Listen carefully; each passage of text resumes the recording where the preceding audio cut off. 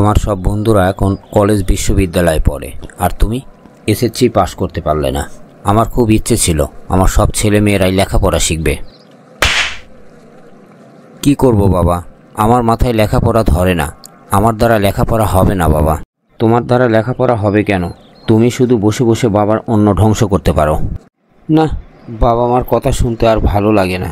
আমাকে কিছু একটা করতেই হবে। আজই মামার সাথে দেখা করব। মামাকে সব বিষয় বলতে হবে। আসসালামু আলাইকুম মামা। মামা, আপনি কেমন আছেন? ওয়ালাইকুম আসসালাম। ভাগ্নে, আমি ভালো আছি। তুমি কেমন আছো? এতদিন পর তোমার মামার কথা মনে পড়লো? মামা, আমি ভালো নেই। এসএসসি পরীক্ষায় পাশ করতে পারিনি, এই জন্য প্রতিদিন বাবার কাছে অনেক বকা খেতে হয়। বাবা আজ আমার গায়ে হাতও তুলেছে। ভাগ্নে, তুমি একদম মন খারাপ করো না। তোমার বাবাকে আমি বুঝিয়ে বলবো। মামা, আমি আর পারছি না। আমি নাকি বাবার অন্ন ধ্বংস করছি। মামা, আমার একটা ব্যবস্থা করে দিন এবার। ঠিক আছে, দুনিয়ার সবাই লেখাপড়া শিখে না, কিছু একটা ব্যবস্থা হবে। আমাকে 2 দিন সময় দাও, দেখি তোমার জন্য কিছু করা যায়। মামা, আমাকে নিয়ে তাহলে কি ভাবলেন?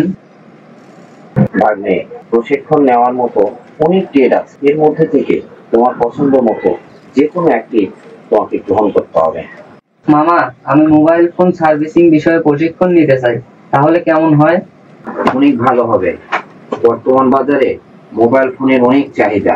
ভাগ্নে, তোমাকে আগামী মাসের 1 তারিখে ভর্তি করে দিব, তুমি কি বলো? ঠিক আছে মামা।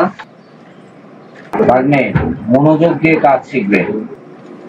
মামা, আমি এখন আর বাবা মার বোঝা নই। প্রতি মাসে প্রায় 40 থেকে 50 হাজার টাকা ইনকাম করি এখন আমি। ভাগ্নে, ভাগ্নে, তাহলে আমার সাথে সাথে বলো, কারিগরি শিক্ষা নিলে কারিগরি শিক্ষা নিলে দেশ বিদেশে কর্ম মেলে। দেশ বিদেশে কর্ম মেলে। আসুন আমরা সবাই জেনারেল শিক্ষার পাশাপাশি কারিগরি শিক্ষা গ্রহণ করি, নিজের কর্মসংস্থান নিজেই করি।